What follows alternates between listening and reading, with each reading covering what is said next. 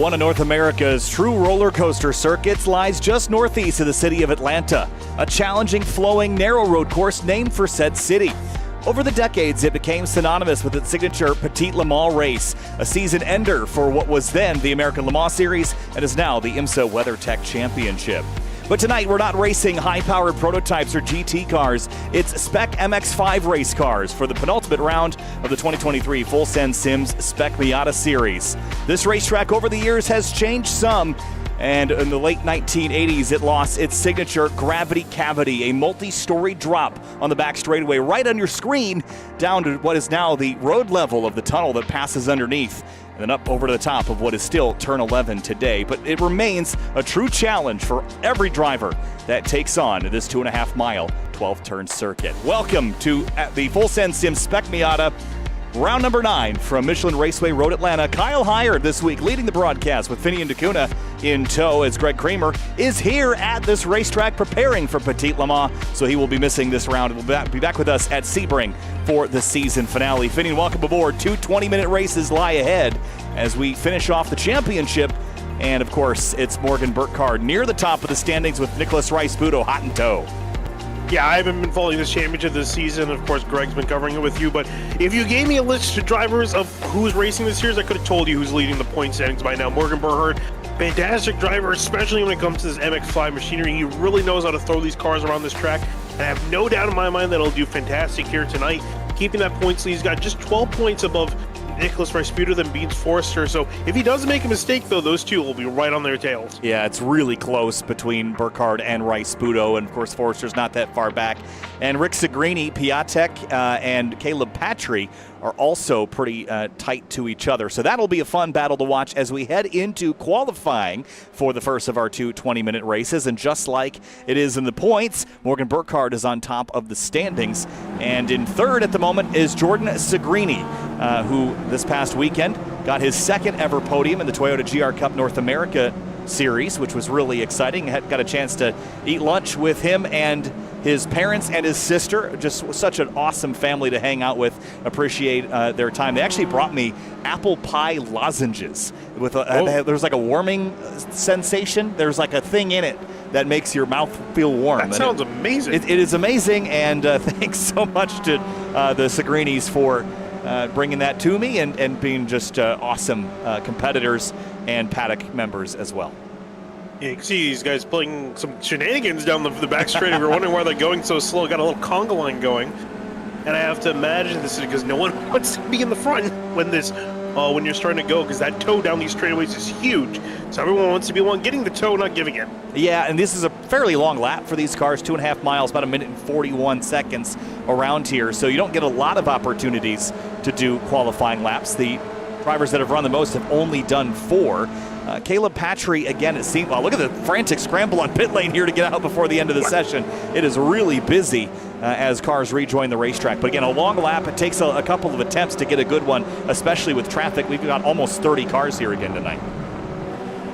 Yeah, a frantic dive into turn 3 for everyone trying to get loose. And then also have to include a bunch of other guys on a flying lap. They're coming to the guys that just came out on pit lane. So it's going to be tough, it seems, to get a clean lap in, especially because these guys only had 15 minutes.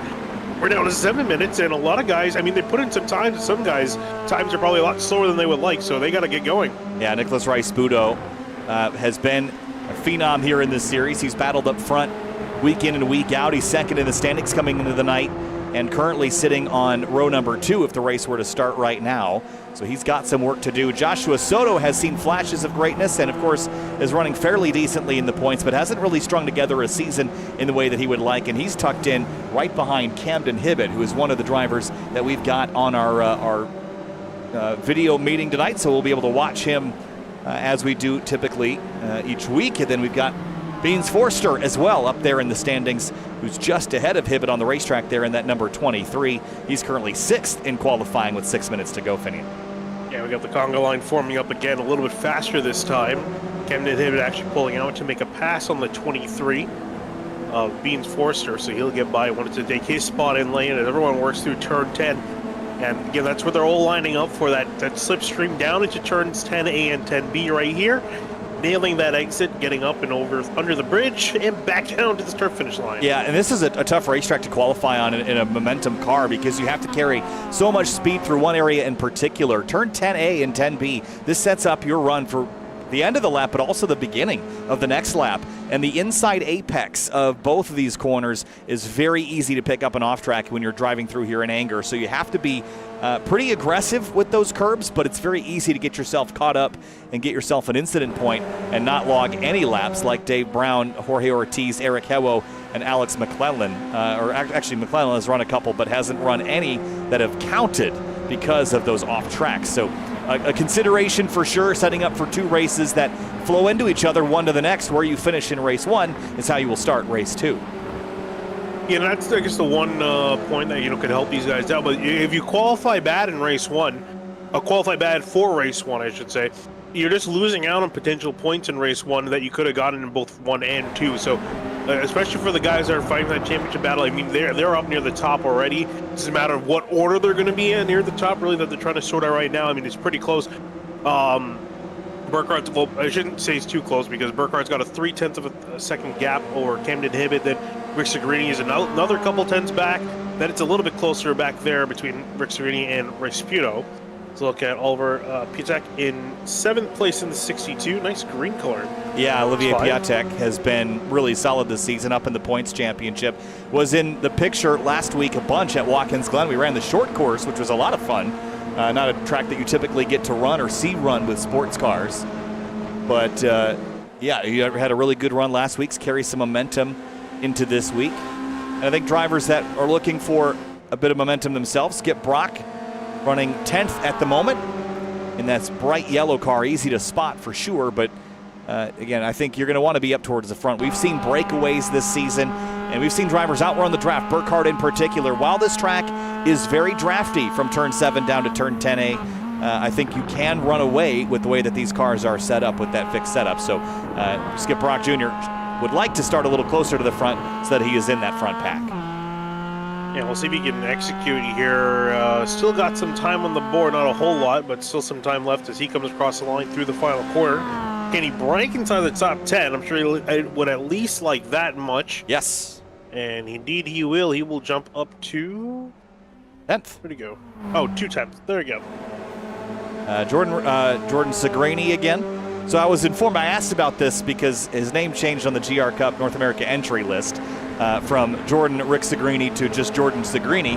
And I asked, and it's Rick is the middle name, but Segrini is the family racing name. So, of course, it is Jordan Segrini, but prefers to have the Rick read aloud. So that's why he is combined Rick Segrini.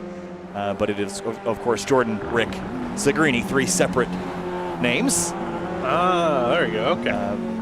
But I actually prefer that also because if he split them, then it would not show up in the graphics. So works out nicely that way. But again, really, really solid run in Toyota GR Cup North America. He only entered as of Nashville at the beginning of August and ended up tying for 10th in the point standing. So just had a really phenomenal run in a field that has 30 cars week in and week out. Got a couple of podiums, one at Sebring, and that was a second, and then a third at Indianapolis, and that was enough to propel him to 10th. Planning on making a full campaign next season? Or? It sounds like that is in the cards for BSI Racing, which is really exciting. We'll find out more, I'm sure, along with the whole Toyota GR Cup North America series. I know that Gresham Wagner told me that he is intending to make it one of his main appearances next season. Because of the cash prizing in particular, you can actually pay for your racing if you're winning, at least, which he'll do plenty of. Yeah, I mean, if he can get up to 10th in the standings after missing a bunch of races, that's really, really impressive. So I'm interested in seeing how he performed doing a full season. And I mean, from seeing him in the simulator, he performs very well. Some fantastic stuff, fantastic moves. Sitting in third at the moment, trying to see if he can find a couple more tenths on Camden Hibbett before this is over here. Yeah, and because we're running the heat format, off the track he goes. Yeah, a little wide there. He's actually in the green, but well, not anymore. He's going to bail out because of the heat format. If you can't get back to the stripe, the times will not count. So, 26 cars, 24 of which have set lap times. Morgan Burkhardt, though, still on provisional pole by almost 3/10, as you pointed out earlier, and someone's got to take the fight to him I think Rice Pudo has been traditionally the most aggressive driver, and he's going to start kind of kitty corner to him up front. Yeah, looking up at pretty much everyone on the track, no one's really improving here as everyone's getting in their last couple laps in with 30 seconds on the clock. The 72, Jordan Butler was taking the Axis Road there for a second. It's the 89. Jim Friedhofer, no pickup working his there. way through turn 1. Unfortunately, he's not going to be able to get another lap, so he's going to be back in 16th. Caleb Patry in 5th. At the moment, that's what he will finish up at. Yeah, he picked up a little bit, so that's exciting to see. Seth Spolman, we had an onboard camera from him earlier. We don't anymore. I don't know what's up with that, but very easy to spot livery with that. Reminds me of that, what was that Xbox Connect demo where they like hang it from the ceiling and you can like draw in the sand and it creates the landscapes. You know what I'm talking about? I wish I did because it sounds really cool. Yeah, because it uses the depth sensor on the Connect and you hang it from the ceiling. And then you could basically draw in sand, and it would make like geographical topological map out of it, which I thought was really cool. So all things aside, it's about time to go racing here in just a moment's time. Of course, we will have our entire pace lap. So before we get to that, let's spend some time thanking the sponsors and the partners and people that make this happen. Of course, Full Send Sims, we'll talk more about them later, but 3P Logistics offers logistical support for you, your family, and your race car. They take care of booking flights, rental cars, hotels, and group gatherings while you're away from home with tailored trackside support, race car storage, maintenance, repair, and transportation, all inclusive for 3P Logistics Track Services. And Final Turn Motorsports with owner Rob Greenwood. Full-service prep shop and trackside support, dyno tuning. They build transmissions for Miatas, and they are the front-running chassis builder, partnered with the best engine builders in the SM class. Of course, in the SCCA. Driver development from licensing to pro-level racing. Final Turn Motorsports. Appreciate their support. And of course, Wine Country Motorsports, our newest partner here in the Full Send Sim Spec Miata series, the racer's source for helmets, suits, gloves, shoes, seats, and harnesses for over 30 years. It's a one-stop shop for sim racing gear and a Full Send Sims turnkey and custom simulator vendor. Of course, they have the largest combined inventory of premium race car gear brands in the country, the best customer service in the business, and they answer the phone when internet friends do not. So Wine Country Motorsports, race gear and equipment, appreciate their support. And of course, Full Send Sims with Court Schmidt offering fully customized racing simulators and full motion sims. Of course, they've demoed those most recently at the SCCA runoffs, and of course, always appreciate Court, and will be starting this race in 13th place. So with that wrapped up and completed, we'll head down to the racetrack here as we've got our pace lap still to complete. Before we turn them loose for 20 minutes, we'll have two 20-minute races fitting. That's about 12 laps. Let's roll through our starting lineup. On row number 1, it's going to be Morgan Burkhardt in the number 40 and Captain Hibbett in the 132.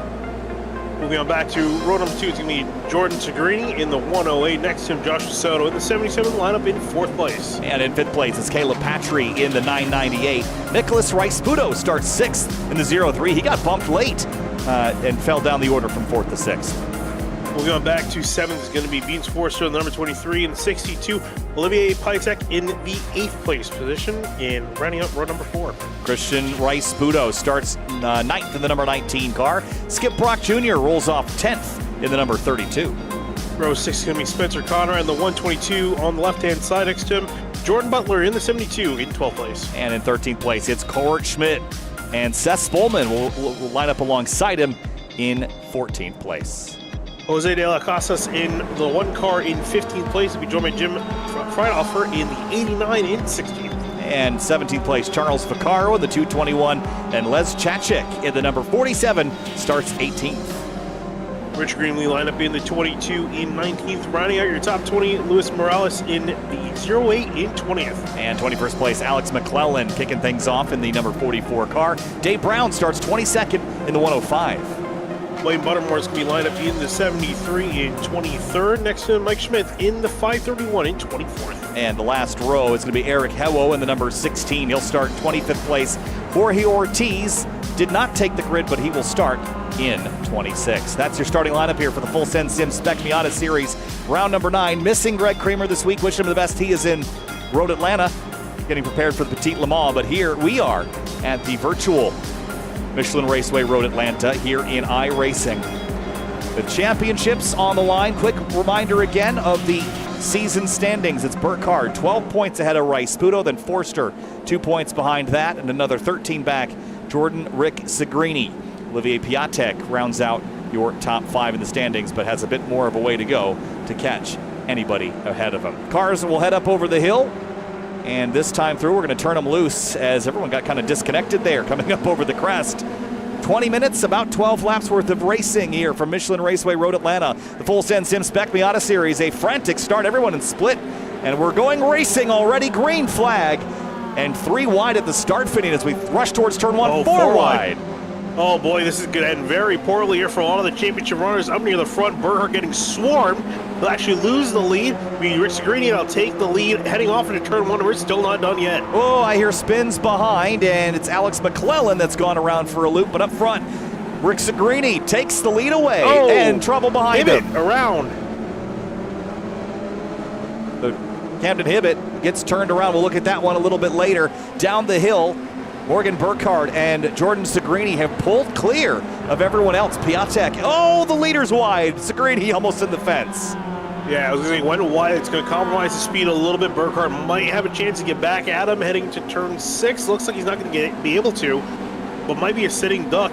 Meanwhile, those two are in a big breakaway from the rest of the field as everyone's still trying to get sorted out here. Still a frantic start. Yeah, there's Seth Bowman in the green car. And looks like Skip Brock Jr. ran off course for just a moment. Now he'll pull back on track. But a nice clean getaway for the PRG teammates. Look at the gap that they've grown. Already 1.2 clear of Olivier Piatek. Yeah, they're really took a really good advantage of all the chaos that ensued behind him to break away. And you can see Burkhardt giving Segrini a bum draft just to further break away from Piatek in Patchery in behind his main competitors. Oh, Piatek took a big chunk of curb there. He's got Caleb Patry tucked in behind him. Rice Sputo went backwards. Well, didn't go forwards at the very least. There's the Skip Brock car. A bit of contact coming up over the crest in Camden Hibbett. Let's go back and see what happened. Going up into a Skip Brock Jr., I think, is heading for pit lane. I don't know what that's all about. Maybe a start. Might need repairs, I think. Yeah. It looks like the suspension is a little bit weird on that car, but yeah, I think that would be why. Well, let's go back and see what happened at the top of the hill. There was contact from Piatek into the 19, into the 132, and then Soto got a piece of it at the end. So just kind of a stack up there as everyone tried to stop. Yeah, you really cannot do 3 wide to turn 3. It's just not going to work, and it just elbows out pretty much there as everyone got clumped together into basically a single car corner while they were 3 wide as the leader's still trying to break away. Piatek just working hard as he can to try to keep up. He's just on the tail end of that slipstream, about a second on back from these guys, so he's just trying to see if he can catch just a little bit to work with so they can get out of his clutches. Oh, trouble at the exit of 5. Buttermore, Spolman, and there was one other car that was involved in that. Let's see if we can find... Oh, Spolman was around. He got hammered. Holy cow. Let's go back. Here's a look at it again. Spolman kind of all on his own, gets up on the curb, too aggressive on it, loops it, and then just gets clobbered. That was Mike Schmidt that hit him. Oh, man. Oh, and then he got right at the end there. That was Buttermore that got into him right at the end. A couple cars already down in the pit lane early. Now, is Piatek keeping pace? It looks like it. He's only 1 second back and still in draft. Yeah, he's trying the best he can do, and he's made out actually quite a bit on this lap. I think he's made a couple tenths up on this lap alone, so if he just keep doing what he's doing, he should be good. And Caleb Patry also just trying to ride the coattails to keep his hopes alive to try to win this race. Yeah, I wonder if running nose to tail in these cars with only 2 cars is actually slower. I think just having to brake a bit earlier and compromise your line because you're following someone so closely, that could be a challenge. Camden Hibbett down on the pit lane, not going the way that he would have liked. Some damage from his contact as well. Forster and Rice Sputo trade spots, move the 0-3 up to 5th place. Yeah, a solid run for Rice Sputo out of turn 1. Forster getting in the grass on the exit. That allowed him to get ahead before turn 3. Forster trying to see if he can ride him behind and potentially respond to this on the back straightaway. You got busy hands through the S's. That's a fast place. And you and I have both been in a car around this racetrack and gotten to witness how challenging and narrow it is. And it is a pretty visceral ride around here. I mentioned in the intro that it's very much like a roller coaster, and that area in particular, you're under a lot of compression and carrying so much speed. Yeah, I was in a Dodge Charger flying around the S's, and oh boy, is it terrifying in a really fast car. Especially as the passenger, it's absolutely insane to go down this hill. It's quite literally a roller coaster, as these guys on a much calmer part of the track, at least this part, as you head up and then a big downhill dip heading out to the apex of turn 10A, and you can see in the picture, Piatek and Patry have caught up, so it's officially a 4-car battle for the lead. Yeah, and they've completely separated Rice-Puto, but last time by, Rice-Puto wasn't that far off in lap time, and he had to pass Beans Forster. Let's see if he's faster on his own. Could he run him down from 3 seconds back? That's a lot of asking to do in just 14 minutes, but he might have the ability to do it if Forster plays ball behind him. But into turn 1, 4-car breakaway, and Burkhardt still chasing. So as a teammate, you've tried working together. That didn't work. What now? I guess just try to be the rear gunner here. You know, be the goose to the Maverick, because there's really not a whole lot you can do. You have to try to, because Piatek's going to get really solid runs, getting or drafting off of 2 cars, and for Burkhardt, if he just sits in behind and just sits right up on those, he's not really gaining any more speed, right? He can try to push Segrini, but I don't think it's really going to help that much. It'll help a little bit, but they got to worry about Piatek and Patry, and they don't know when they're going to make a move. They can just kind of keep them guessing. He's got to defend for 14 more minutes. This might be the draftiest racetrack we race on all season because that long back straightaway. Burkhardt jumped the curbing there, and I just wonder if Piatek is going to stay in line or if he'll take the fight here. He's just run him down. He knows he's got pace, and the draft is enough to keep you in tow. So are you willing to risk making a pass and failing? Maybe not at previous tracks, but tonight we're seeing this pack formula now. Is 4 cars faster than 2? We're about to find out because Rice-Puto and Forster are nose to tail in the background. Well, it's faster when they're not fighting for a position, and considering it's for the lead, they're definitely going to be fighting for a position here. Ooh, a little boot there to Segrini into the braking zone, and they'll have to compromise their brake zones just a touch. Up over the crest here at turn number 11. So now I'm watching lap times, and let's see what Patry has run this time through. It is a 141.78, and Rice-Puto, well, 42.09. So that was a slower lap for the 5th place car.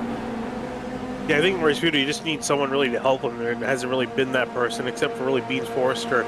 So I think what he really needs is these leaders to just start dogfighting each other side by side into corners like turn 3 here through the S's, just to hold themselves up. But I know that the leaders are smarter than that. They're going to try to keep it single file for as long as they can up to the last lap, because they want to keep it amongst themselves. They want to make sure no one else, especially guys like Rice-Puto, get up into that battle. The more cars you have in the fight, the more entries the more variables that you have in your equation, right? And for those that did any kind of differential equations in college, you know what I mean. I was going to say, you know what it means. add more variables, and it gets really, really hard. And so the less cars you have, the less frantic it's going to feel at the end, the more you can plan a maneuver and expect it to go as expected. My favorite part about this racetrack and the way that it races in slow or low horsepower cars like this is it has a very similar effect to roller coaster at VIR. Pick left, pick right. You can make either line work. There isn't one given move that works at turn 10A to make a pass or at the exit. Go ahead. Never mind. Sorry, I saw Rice-Puto had a black flag, but it was Christian Rice-Puto, not Nicholas Rice-Puto up in 5th. But number 19 black flag, I believe that's probably for going over the incident limit. It could be. So I wonder if it's still early enough in the race that it could have been a meatball too. Here's Piatek to the inside of Burkhardt at the top of turn 11. Now side by side through 12. This would be terrifying in any car later this week at the Petit Le Mans, but in Miata's it's full throttle down the hill. Yeah, I was going to say 2 GT cars doing that. One of them's probably going to end up in the wall doing that kind of maneuver, but for these cars, it's slow enough to get it done, and he's going to try to complete the maneuver, going to be to the inside. Burkhardt not letting up, still going to push on that left-hand side. Wow, good battling here side by side into turn 3. Who's going to give? Piatek commits, and Burkhardt commits, and Piatek had to bail out, and that brings Patry all over his rear bumper once again. And look how much that separated them in just that split second. Yeah, because Piatek had to back way out for the corner, so it just cost him all that time on through the S's, because the whole flowing section, you mess up one part, you mess up the rest of it. So further back, Beans Forster working his way on, trying to catch the tailcoat to Rasputo, and I'm not sure what's the game plan for these guys. You want to try to battle it out? Do you want to try to have a chance to catch the leaders back? What do you do? I think There's only 10 minutes left. I think you have to push until you know that you're not going to get there, right? As soon as you know that you're not going to catch those front four, then battle it out to your heart's content. But for now, they just saw a better lap time last time by than the front four did. 1:42.202. That was faster than anybody in that front four group. Now they were battling for position, and when they single out, they might go quicker, but I don't give up until I know that I mathematically am not going to get there. Whoa, big slide there for Rick Segrini off the front bumper of Morgan Burkhardt. Big push, went a little wrong. Oh, that was a big hit. Yeah, big bump in the middle of 10A, and I'm not sure that was Burkhardt trying to give him a push to get a better exit or not, but might have compromised him. Here we go. Here's a move from Kilpatrick on Pytech. Same move he did last time to Burkhardt. He's going to go up the inside and clear by the exit. Into third place. I told you that Rasputo was aggressive, but Patry has been as well. Hasn't paid off for him as much as it did for Rasputo earlier in the season. He's gotten caught up in a lot of incidents, not of his own doing, though. But now he sits in third with under 10 minutes to go. And two teammates ahead of him that are working together, but I wouldn't say that they're meshing like two well-oiled gears at this stage. They've had not a lot of success trying to run away from the field as a pair. No, I don't think it's really going to work. If the rest of the leaders were more disconnected, might have had a shot, but Patry's also and Pytech were quick enough just to catch back up. Two cars just doesn't seem to be enough, but they keep trying to do it. I am really concerned, though, because Burkhardt pushes really late, right up until the braking zone, so I feel like one of these times it can go really wrong if Segrini just hits the brakes a little earlier. Here comes Burkhardt with a shot to the quarter panel of Segrini, tried to give him a boot out of the turn, but I'm not sure how well it worked. And all the while, we've been keeping a keen eye on the intervals. Rasputo and Forster are closing in, and I wouldn't call that an insignificant gain. That last time by for Rasputo, it was about half a second on the race leader. Yeah, I think they're really just hoping something else happens, like what we saw with Pytech and Burkhardt, where they get side by side, everyone gets compromised and slowed down. But they're behaving for now as they work through the back half of the lap. And just behind Rasputo and Forster is another two-car duo. That's Jordan Butler and Court Schmidt, who's up from a 13th starting spot. Nice climb forward for the Full Send Sims car. And we should also note that this is Beans Forster we're looking at. He's got a Full Send Sims shirt on. There you go. Rep the brand. Attention to detail. Under 8 minutes to go. Up front, hasn't changed a lot. Looking a bit deeper in the field, Camden Hibbett had to serve a penalty on pit lane. Didn't stop, but it looks like he just had to roll through the pit lane. Now, it was as low as 18th. He's rebounded to 14th, and this is only critical because this is where you'll start race 2 from, is where you finish race 1. Yeah, it's really unfortunate. I believe that penalty is probably from getting too many incidents, which is really a kind of punch in the gut, right, or kicking the person while they're down, because he got most of those incidents from what happened on lap 1 after being sent around, starting in second. So decent recovery drive back to 14th. Still has a chance to get a few more spots, but I think now he's just trying to recovery drive for the rest of the night, unfortunately. And he's about 3.5 seconds back from Les Chachik in the 47 and quickly approaching. So he might be able to climb up as far as 12th. I don't know that he can go much further without incidents ahead of him here, but works his way through turn 5 as jump back to the leaders down this so long back straightaway here, under 7 minutes to go. And I think the catbird seat here is probably second place, but you have to slot yourself between these teammates, and that's going to be a challenge. That's going to be the challenge, and even then from second place, it's still not a guarantee. Yes, you're going to get that slipstream, but the driver in front, they still have a chance to defend it. They pick the right place, take the line the right way. You can still hold someone off in that corner and make the move. Jordan Butler, Court Schmidt trading spots, move the 172 up to 7th. And now we head down the other side of the hill at turn 12. Come back around now to 6 minutes to go. But Segrini has led every lap so far. Burkhardt is in tow. I also wonder if they switch now, is Burkhardt going to be slow on the straightaway because of that damage? That's not insignificant. That was a pretty sizable contact that he had to the back of his teammate. And it might be a bit like a parachute in the wind at the moment. Yeah, I'm wondering if they're going to try to risk it or if Burkhardt's just going to say, I want to have a chance to lead. But at some point, you know, he's going to play nice with his teammate up until probably the last lap heading down into turn 10. So I'm curious if they're just going to play nice until then, if Burkhart's going to try to make some moves on Rick Segrini. Man, he just gets me really nervous. He was just looking the inside there. Tapped, went offline. Here comes Patry now trying to make a move. Well, Piatek give him a bump. Yeah, Piatek giving him a big shove here as they head up the back straightaway. But now tucking back in. It's almost like a race. Think at a place like Talladega, you plan your move, and if you do it too early, they'll know your move and do it to you. So you're going to have to kind of behave yourself and hold back maybe your greatest strength until later in the night.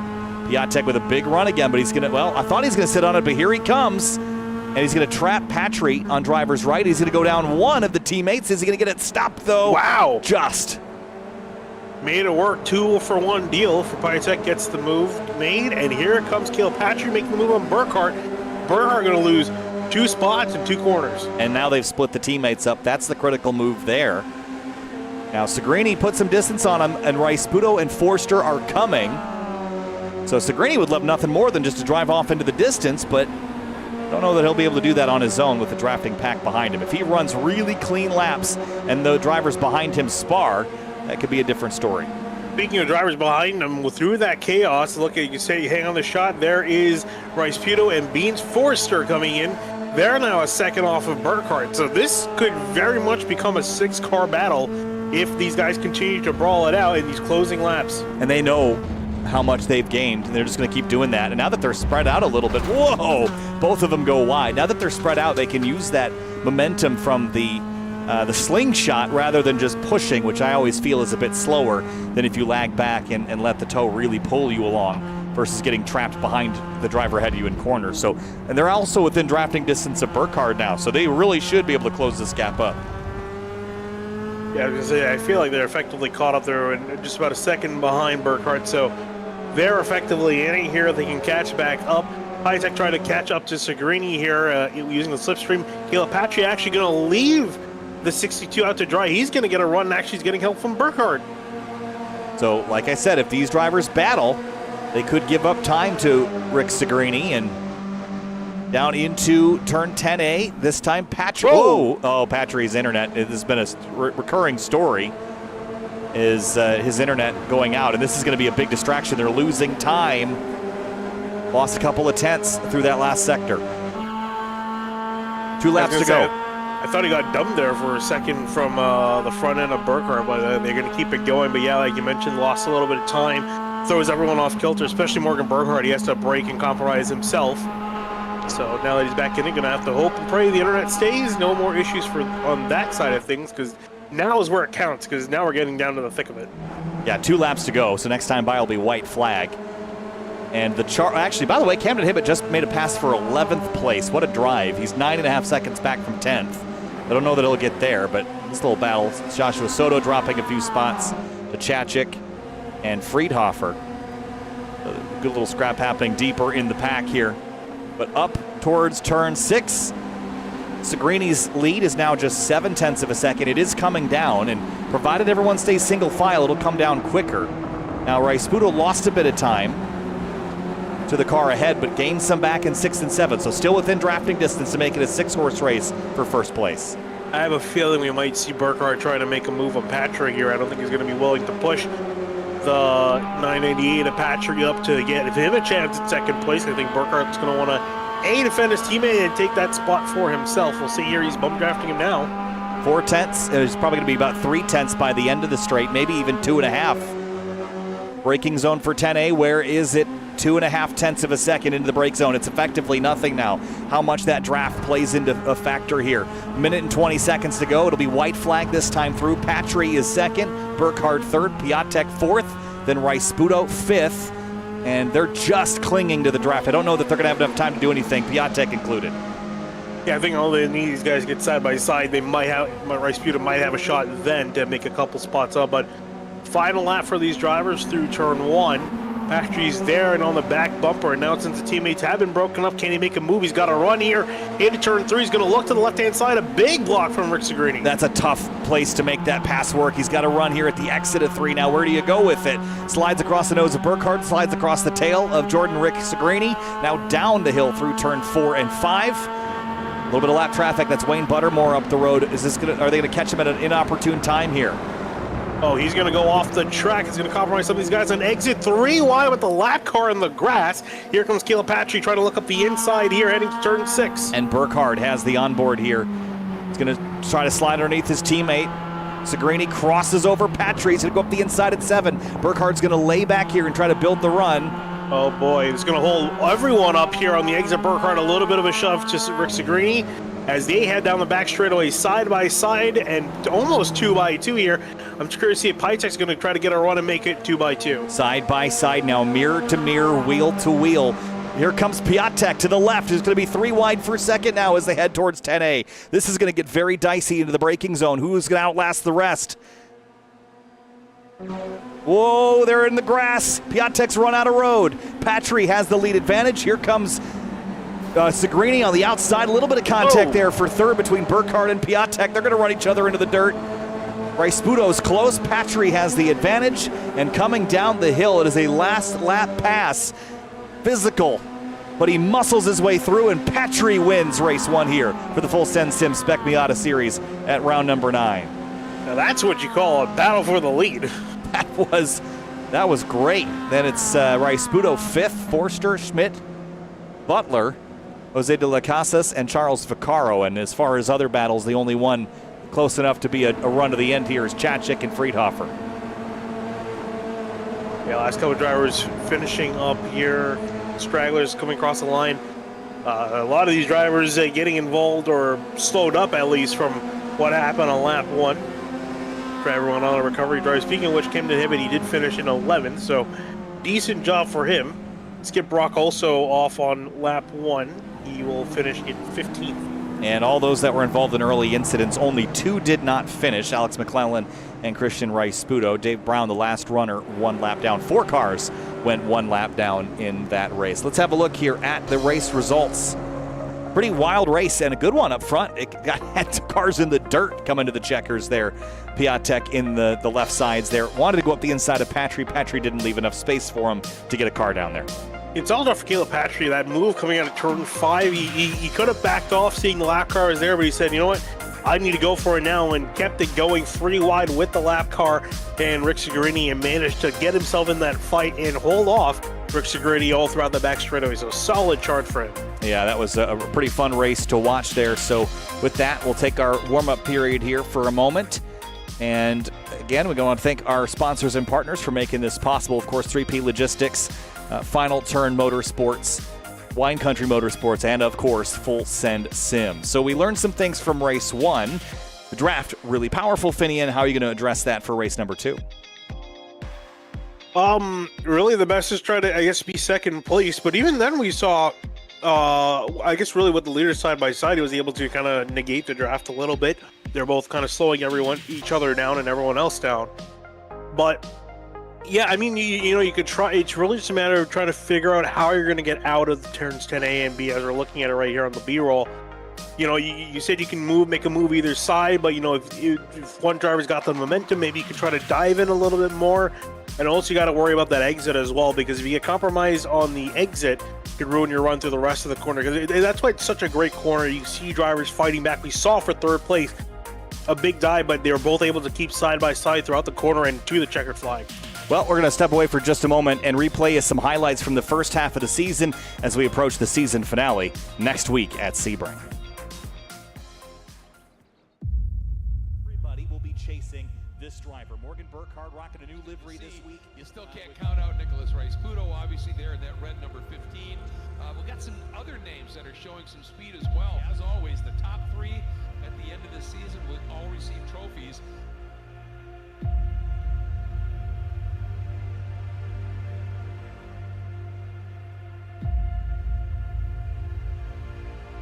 Kickoff. Round 1 of Season 3 of the Full Send Sims Esports iRacing Spec Miata Championship. Hi all, I'm Greg Kramer, and welcome to a true Roval. And joining me once again for Season 3 is Kyle.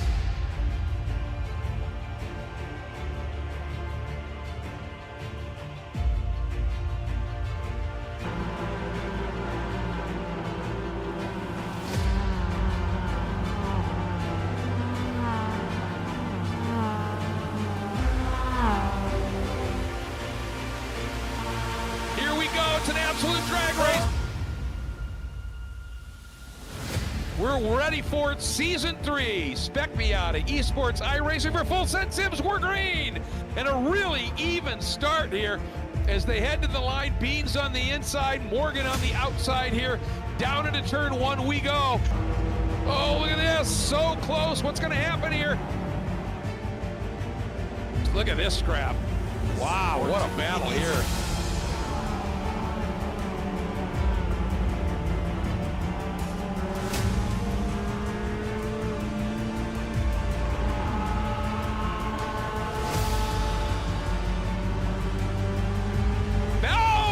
Puto floats high.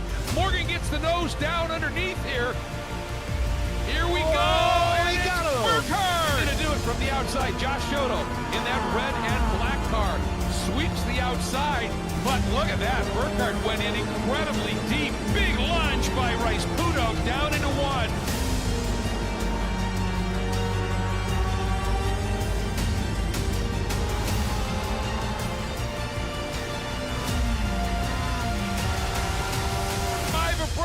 As we head down into turn 1, that is difficult math. And look at that move by Rice Puto trying to get underneath Burkhardt and get him offline. Could not get it done. Everybody running a little bit wide in the back. The pressure Rice Puto continues to heap on Morgan Burkhardt here. Mark on his right side, and I don't know if there was contact. Oh, there's a push. Forrester, he gets a run here, comes up to the inside, but as Morgan dives down to the inside. Ooh, look at this, side by side, almost 3 wide, up into turn 6. That's tough to do, and our friend Noah Jackson right in the middle of that again here.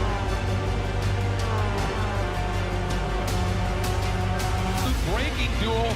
See Soto trying to fade over a little bit. Boys, wait, oh, how did they not touch? And all 3 of them. How did they not touch? The wild card here because he's not. Oh, look at this, one to the left. It's clouded and clouded again.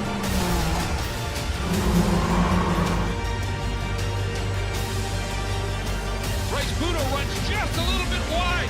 Hibbett side by side down the hill. If Hibbett can stay put.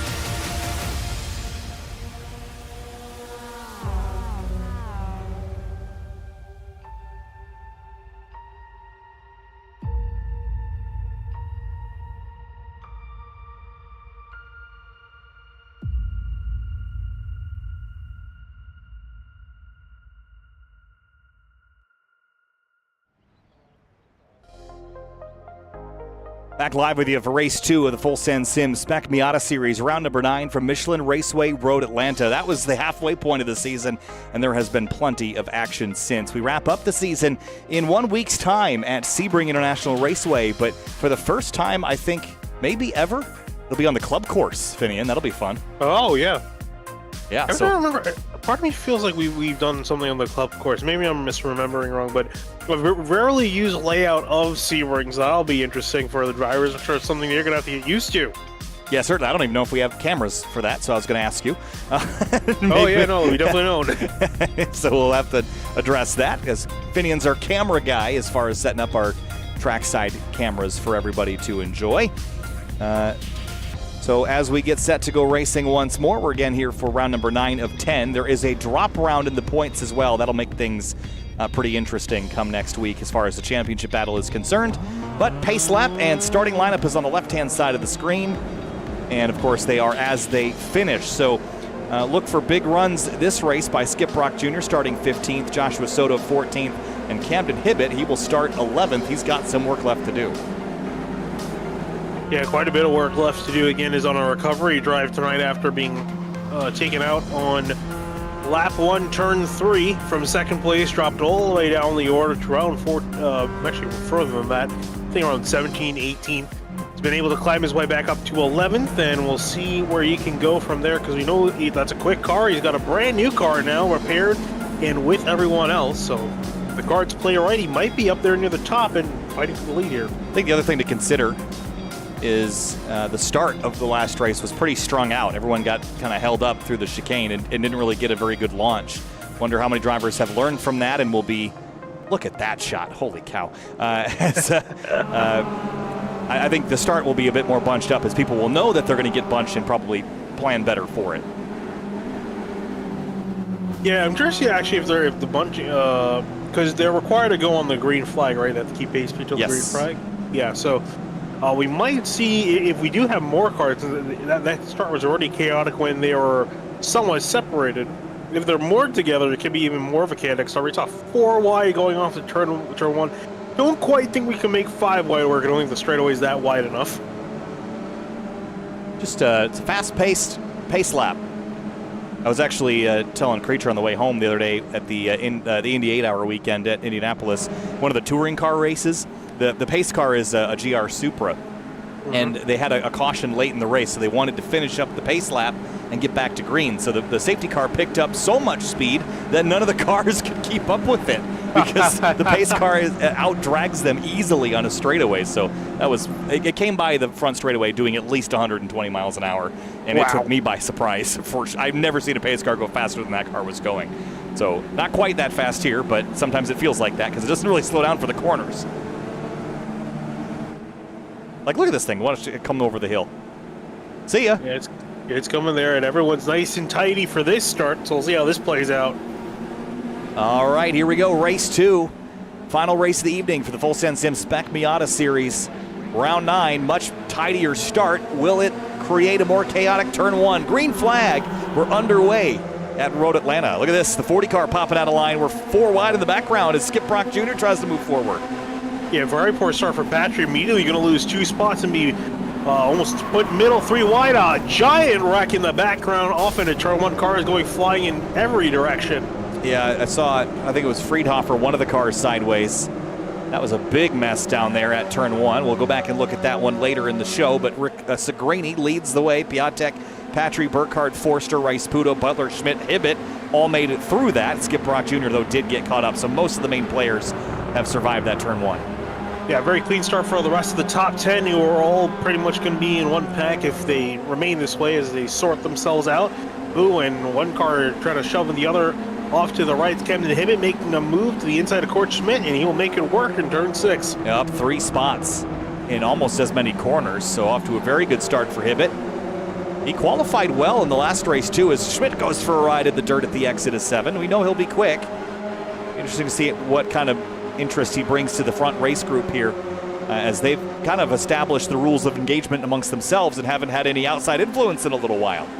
Yeah, I was going to say it's round 2 for the top 4. They're all playing games with each other the last 20 minutes in the first race. Now, for 20 minutes more, they'll play some more games that actually Piatek now willing to play games immediately make a move to the inside. Yeah, Piatek pops out of line in the green car, goes to the inside. Little contact there with Segrini as Segrini bounces over the curbs. And Patry now fills the gap on the inside line down turn 11. Going to take advantage of the 62, make a move to the right-hand side of the track, and will get on by for second place. Almost shuffled Piatek off course. Piatek now on the outside, not the preferred line for the first couple of corners. You're going to get left out to dry here, but hangs tough alongside Caleb Patry, runs right out to the edge of the curbing. That's almost off the road. Ooh, and Burkhardt, an aggressive block on Piatek as they make their way to turn 3. And 62 gets shuffled down to 6th place, make that almost 7th. Hibbett trying to make a move in the S's. Yeah, that's a tough line to make work, but Hibbett goes through into 6th place. That was a disastrous first sector for Piatek. Hibbett with a big amount of oversteer through turn 5. He is on a mission. Look how calm, cool, and collected he is behind the wheel. He realizes that he needs to make up some lost points and is willing to do so up to 6. Great drive for him so far. Picking him up, putting him down. He's next got Nicholas Rice-Puto and beats Forrester up the road. Had left side tires in the grass on the brakes. That was a bit nerve-wracking for a moment. Gets it straightened out, and up the stretch we go. Segrini, Patry, Burkhardt, 3-car breakaway. Patry is the PRG sandwich here down the backstretch. Yeah, still breaking up the teammates and trying to prevent them from getting hooked together and breaking away, as there's a little bit of a 3-car breakaway back from Burkhardt to Forrester. Patry now trying to just squeeze out. A look on the left-hand side here of Rick Segrini up into turn 10-8. Oh, long side. Nice, clean racing there. Patry leaves a little bit of space. Gets Whoa! hit. And back across the road. Saves it. And you'll think you should be able to maintain in the group here, but looking out here, I'm wondering if that was Rick Segrini getting just a little bit too much curb and it's sending him out into him, or? Yeah, it's just tough, right? You're going to watch wide. It's really hard to stay very tight right there. Shuffled Patry out, and Patry did a great job saving it, and so everyone behind him did a good job missing them as he slid across the road. But Burkhardt, Segrini, Forster now into third place. This is a good run here for Beans. Yeah, and Burkhardt taking advantage of Rick Segrini slow out of that corner, so he took the lead away from the 108. So Burkhardt, your new leader, with Rick Segrini, Forster, Hibbett, and Rasputo in tow. And then it's Caleb Patry back in 9th, a little bit out of it, 4 seconds down. So is Forster going to stay in line? He moves left. But the real question is, when you get to the back straightaway, are you going to push? Ooh, ran all the way to the top of the gearing there. Didn't go for the gear, missed the apex through 6, because to his inside comes Camden Hibbett with a big run. And Hibbett up to third place. What a climb forward, up 7 spots from where he started. And now trying to see if he can catch the 2 teammates up in front who are a little disconnected at the moment. Don't look now, though. Rasputo is back, and Piatek is with him. Yeah, Rasputo probably wishing that there was about 10 more extra minutes in the first race to have a go at the leaders. He just caught up to him but wasn't able to do anything with it, so definitely wants to make more of what he's got now in race number 2. Yeah, the front 2 have the advantage that they're teammates and are communicating. And those behind are really kind of all on different strategies here and aren't necessarily working together. While they've all been battling, Court Schmidt, Jordan Butler, and Patry are back in the mix here. Schmidt and Butler for the first time. Patry on a bit of a recovery, but we know he's fast. I wonder if he can push along Butler and Schmidt and make this a much bigger battle. It seems like it could be that way with how disorienting and disorganized it's been. It's going to take a while, though, because he's going to have to get through 8 cars and about 14 minutes. That's a lot to work. Look at all these guys coming through. Whoa! Look like Court Schmidt was about to run off the track. He's sideways in front of Patry. He's going to slam on the brakes, throw Patry in the grass as they're 3 wide. Still not done. And Patry just lost a huge amount of time. Yeah, that was a clumsy sector for a couple of cars there as they bounced over the curbing and just got a little bit out of control, and they're going to lose some time, as you pointed out. But single filed again without significant damage. Kind of a wild ride down the S's there. Rich Green also having some trouble. Let's see what happened to him. Ooh, already sideways down. Did he get some help? 47 to his inside here. Let's Chachik, and ooh, he just slid wide. Chachik did. And 22 almost rolled over in the grass.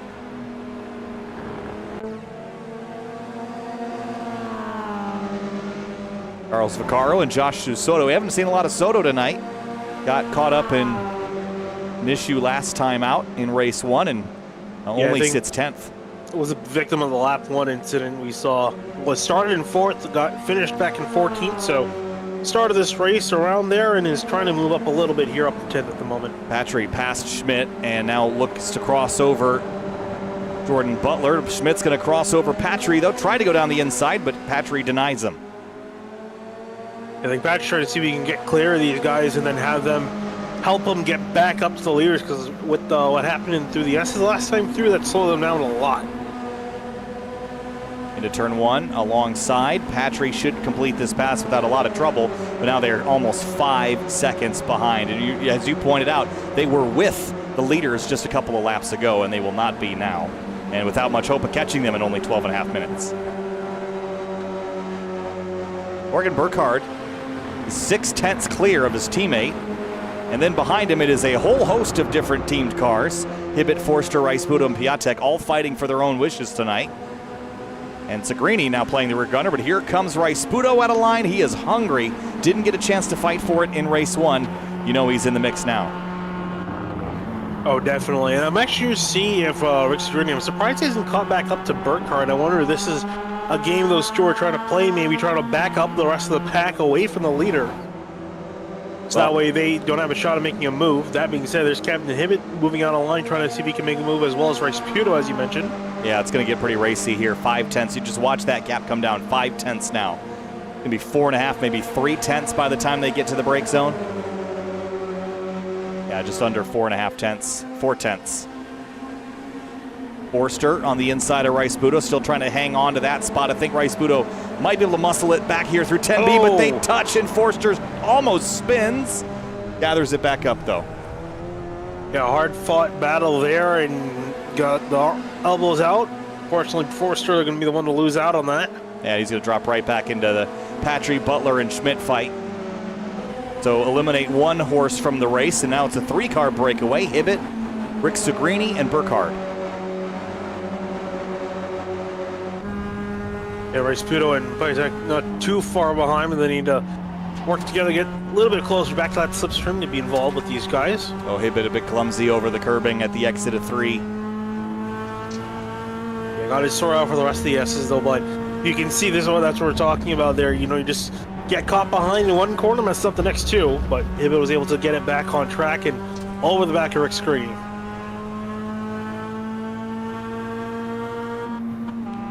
Never lost focus. See him didn't go to the 5th gear there, kept it in 4th, lifted early. No need to drive in hard when you have a car that you're chasing in the draft anyway. Didn't get a great exit out of 7, but it doesn't matter all that much in these cars when you can earn it all back by the end of the straight. There's that gap, 0.7 of a second as they leave turn 7. It should be about 5 to 4.5 by the time they get to turn 10A, but Signorini's not closing in on Burkhardt. Yeah, that's what I'm wondering, like, if he's playing a game here or if he's actually trying to catch back up and just not able to. They don't see any damage on the car. No, it looks great. Pristine. Reminds me a lot of the battle that he had with Gresham Wagner at Indianapolis on Sunday, which was just 2 days ago. Crazy to think about that. But it was kind of locked into battle with Gresham, and Polbecker was able to kind of skirt away. Eventually, Wagner was able to get by and close the gap slightly, but never got all the way there. There's Hibbett, though, the wild card in this mix. Under 10 minutes remain. I'll back up there. I'm curious to see if Hibbett's just going to wait here because he's got 10 minutes to go. They've got a decent gap. I think really the next big worry is the drivers in behind you, right? Rice Puto and Paita catching back up, trying to prevent them from doing so. Oh, man. See Rice Puto take all that curb there at 3. He was jumping that thing. Let's have a look at that. As they came over the crest here at 3, watched how much rumble strip he's going to take on the right. And with no way to really break your suspension in these cars in iRacing, you're free to take it all. 4 tires off the ground there and a big compression on the other side. You see Piatek in the background clipping it a bunch as well. Yeah, Piatek went flying off in turn 5 in the gravel for a little bit, but he managed to keep it going. But Piatek carried good speed and is now a firm conversationalist here in this front pack battle. So he'll make up the rest of this differential on the backstretch up to turn 10A. And Piatek is just clinging 1 second back, 1.1 back. Might need a bit of help to get back in the draft here of the 0-3. And this matter just kind of playing the game, just trying to get that slipstream as much as you can, just kind of stay put. Especially while they're straight and single file and not battling for position. And there he is as the brakes pretty late in the braking zone, effectively caught back up.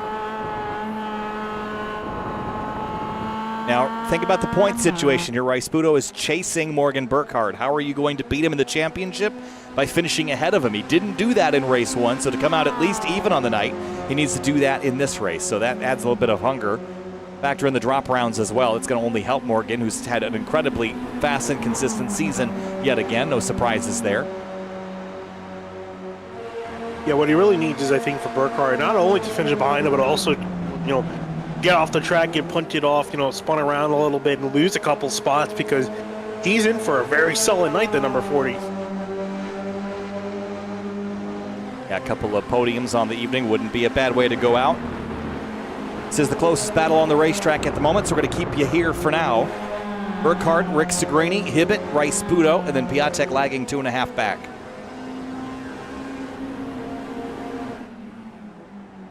And this is the calm before the storm. Again, it all really kicked off on the back straightaway at the end of race 1. But once they got to 10A, that was the interesting thing, is it was a race to 10A. Usually you'll see cars like this fight all the way down the hill, but the way that the leaders set it up, the way that Patry and Burkhardt and Segrini set it up, they just came down the hill single file. Yeah, I think that's what they're just kind of hoping for, is just, to get it sorted out there. But as you look at Captain Hibbett and Rasputo, when do you think they're going to make a move? Last lap? Second to last lap? It's too early now. Earliest 2 to go, so another few minutes here. But Hibbett upside line. I wouldn't be surprised if Hibbett tries to get past Segrini to set himself up right behind Burkhardt, but I don't think he'll make the move all the way to the lead unless it's given to him. So Rasputo trying to look to the inside of Hibbett, or to the right-hand side of him, heading through his final few corners. Hibbett going a little bit defensive on his line, just to make sure that Rasputo doesn't get by. He seems still poking out a line, just say, hey, I'm here. I can make a move if I want to. Yeah, what might be ultimately the death of this strategy here is the car behind him doesn't want to help him. And they are fighting against 2 teammates. And last time, race 1, one of the drivers that won was not one of the 2 teammates, but this time I think Hibbett and Rasputo are equally disruptive in this battle.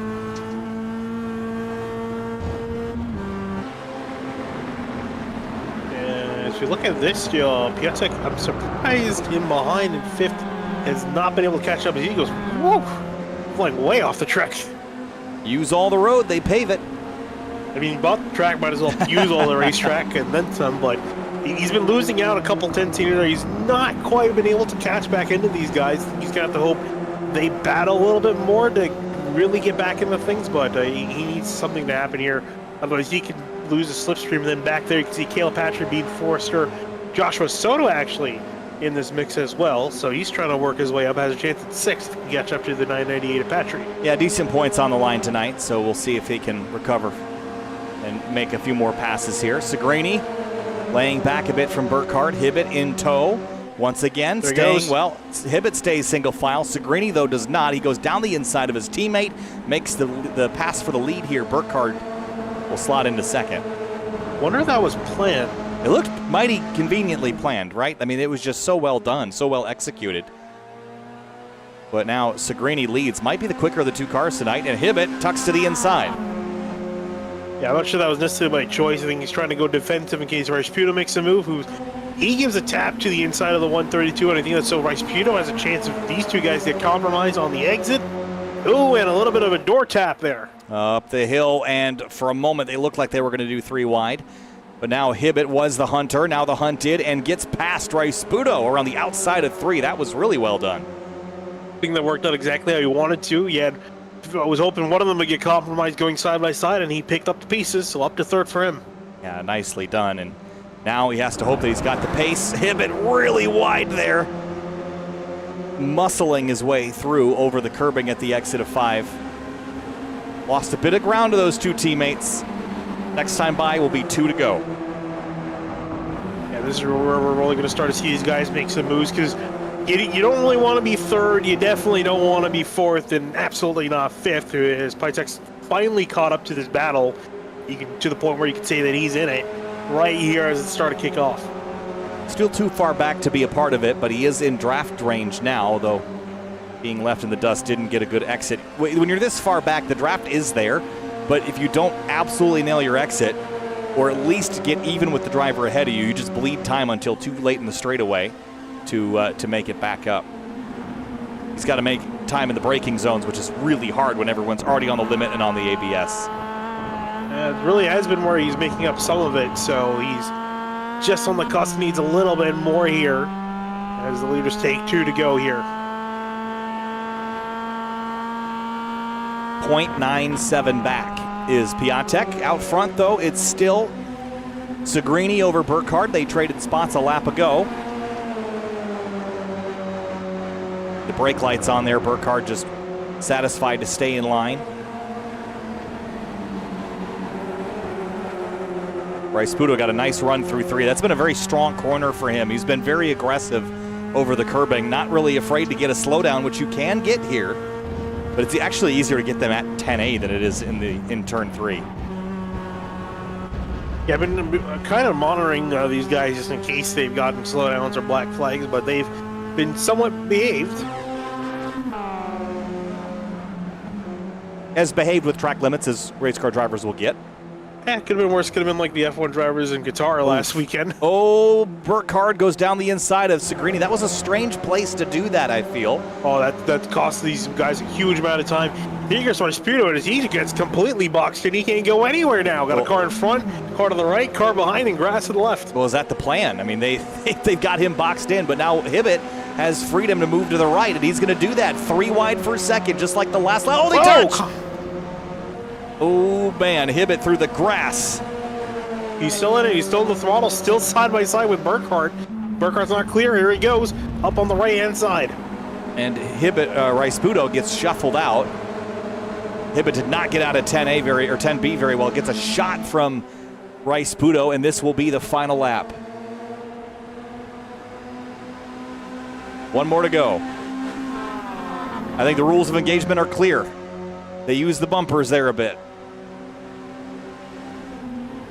Oh, Use bumpers and the fenders. Holy cow, you see Hibbett just turn that thing in and rotate? That was wild. Raisputo used all the road through one. That was a really surprising move by the two leaders. They compromised themselves down that back straightaway. I don't think you really want that, especially here on the final lap, because now these guys are going to absolutely send it in the back if they have any sort of chance. They did box in Raisputo, though. It just happened that Hibbett was there also. So I see the strategy if you've got only one car, but now they've got 3 in the form of Piatek joining the Raisputo and Hibbett onslaught here. Well, let's see what they could do through turn 6 now on entry. Turn 7's where we saw a move last time by from one of them. Yep. There they go again. Big dive for Burkhardt. Really big dive. Segrini will cross him over. And now here comes the onslaught. Pick a lane and roll with it.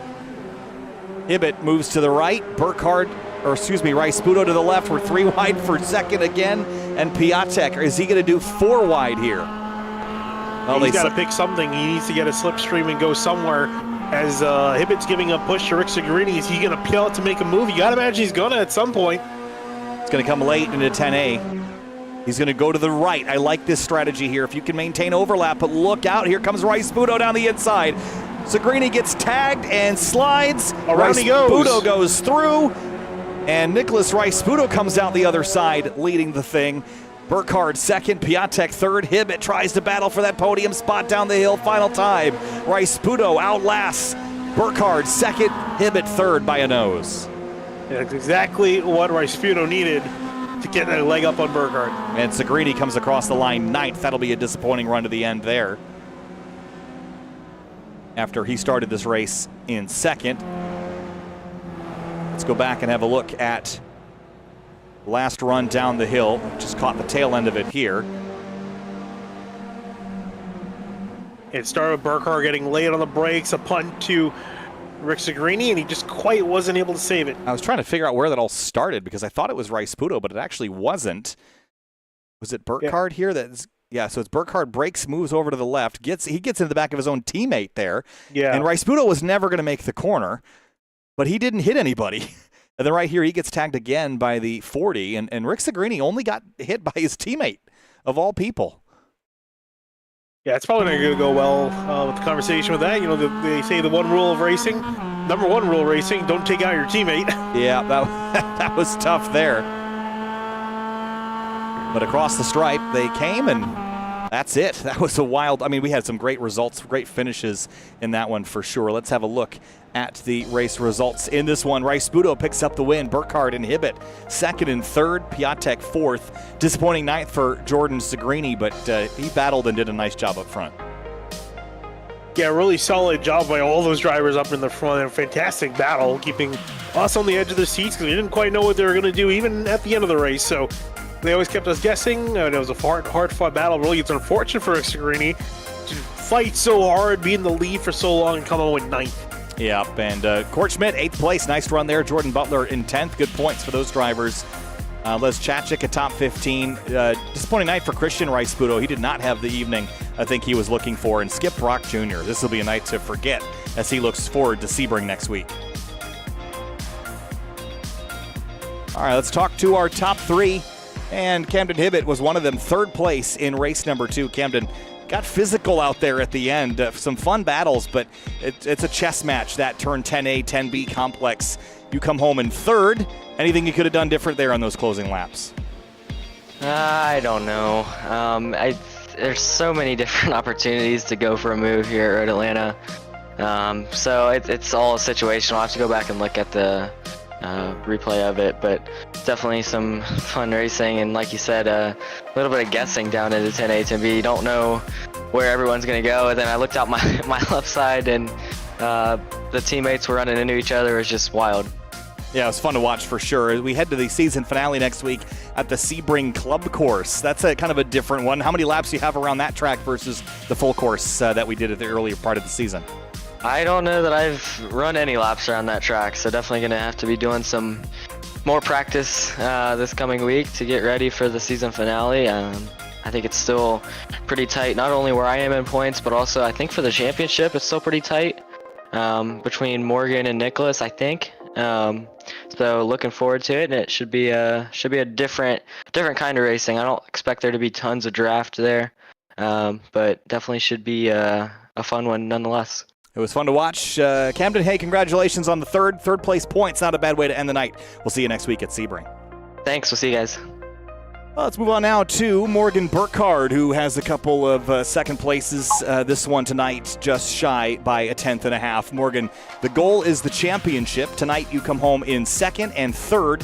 Third place in race 1, second in race 2. Had a teammate with you there. Things didn't quite work out the way I think you were anticipating, though. Yeah, if I could just give Nick the spot back, I would love to do that. I cleaned him out pretty good. That was all on me. I got onto the brakes into the final corner in the last race and got ABS immediately, and then missed the first downshift, and I was pretty much locked into drilling him. So that it's a shame, and I do apologize for that. But other than that, it was some pretty close racing. Yeah, and as far as points go, I think you should still come out a bit ahead because of Nick's race 1 finish. But focus forward on Sebring. What's the plans there? It's a track that not a lot of people have a ton of practice on, but obviously most of the course is familiar. I kind of just have to go out and do as well as I can. I can't really take too many risks, so it's going to be a lot about risk management and doing all of the math and figuring out where I actually have to finish. I think we've shown really good pace all season long, so I think it's possible to kind of go out and control. But yeah, I gotta, because I'm the one with the most to lose, so I kind of have to be conscientious of everybody else behind me who has a little bit less to lose and will be more willing to take those risks more than I will. So yeah, it's all about risk management. Well, best luck to you next week at Sebring, Morgan. We'll see you there. Thank you. All right, next up, we're going to talk to our one of our podium finishers from race number 1. That's Jordan Rick Segrini. Fancy seeing you here after the week that you've had. Podium in the GR Cup North America Series on Sunday. That was exceptional. And again, thanks again for that afternoon. That was a lot of fun, Jordan. But tonight, back to racing. Second in race 1, and we're in the lead going into 10A. Didn't quite pan out. Take us through it. Yeah, just a whole lot of people trying to get into a corner that's hard to go too wide. So I don't think anybody meant anything bad by it. Just the way the cards unfolded, I was unfortunately the brake for a couple of people and just got spun around, couldn't save it. Well, you're a pretty good break, I'll give you that. But as we head into Sebring next week, it's a season finale for this series, and we're running the short course. It's not a track that a lot of people have run on here in iRacing. What's your plan to prep for that? I know you typically just jump right into these things as you did this week. So is there anything more to learn, or is that just something that you'll just have to jump in and figure out on the fly?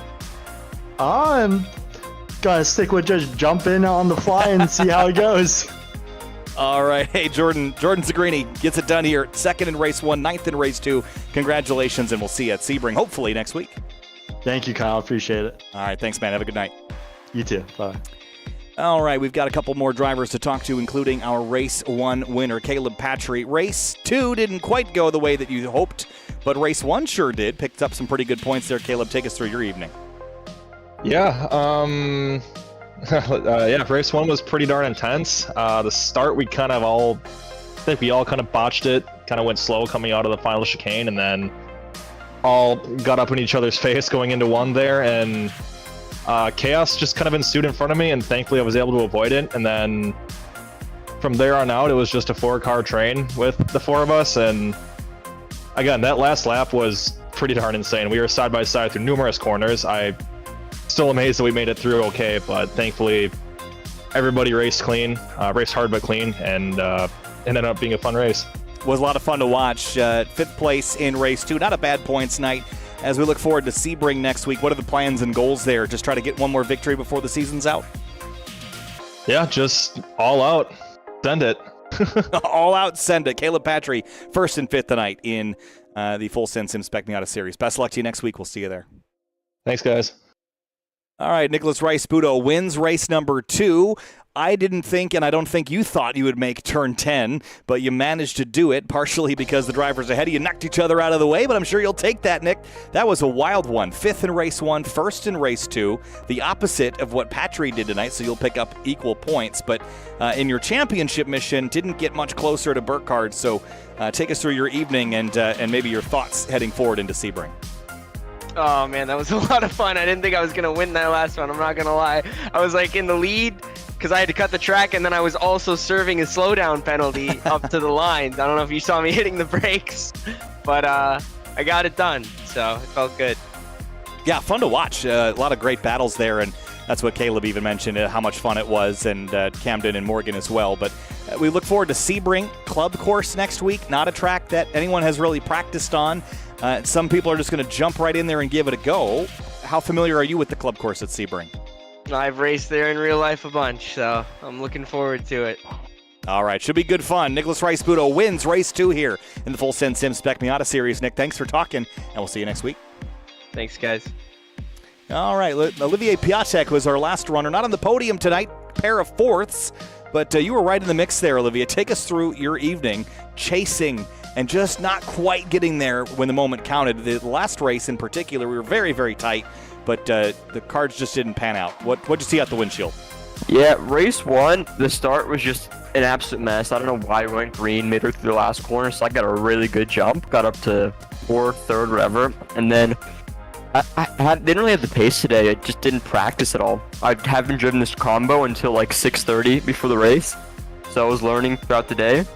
But yeah, race 1, last lap, I was in a really good spot, but I had 11x, so if I made any sort of contact, I would have been given a drive-through. So I tried to make it 4 wide. I just saw it wasn't working, so I backed out of it. All right, hey, Olivier, that was fun to watch. Congratulations on the P4s. A couple of decent points nights for you, and we look forward to seeing you at Sebring. All right, see you. All right, Finney, that'll wrap things up here for the Full Send Sim Spec Miata series from Michelin Raceway Road, Atlanta. This is always a fun racetrack in pretty much any car, but in particular tonight, we had some great finishes, some great racing, and everyone up front, despite a little bit of contact, seems pretty happy with how things are. They know how things go, and some days it's your day, some days it's not.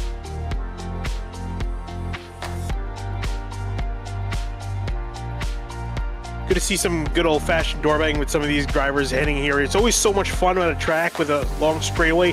Have these low horsepower cars that love to slipstream. It just always puts on a fantastic show. These guys did exactly that here tonight. Well, we got one more race. That'll be Sebring International Raceway next week. We talked about it. We love that place. But the club course, a brand new challenge at a very old historic racetrack. We'll see you next week for the season finale of the Full Send Sim Spec Miata series. But not before we thank our sponsors one more time. 3P Logistics, Final Turn Motorsports, Wine Country Motorsports, and of course, Full Send Sims. Practice makes podium. We'll see you next week as we declare our podium for 2023. Thanks so much. We'll see you at Sebring.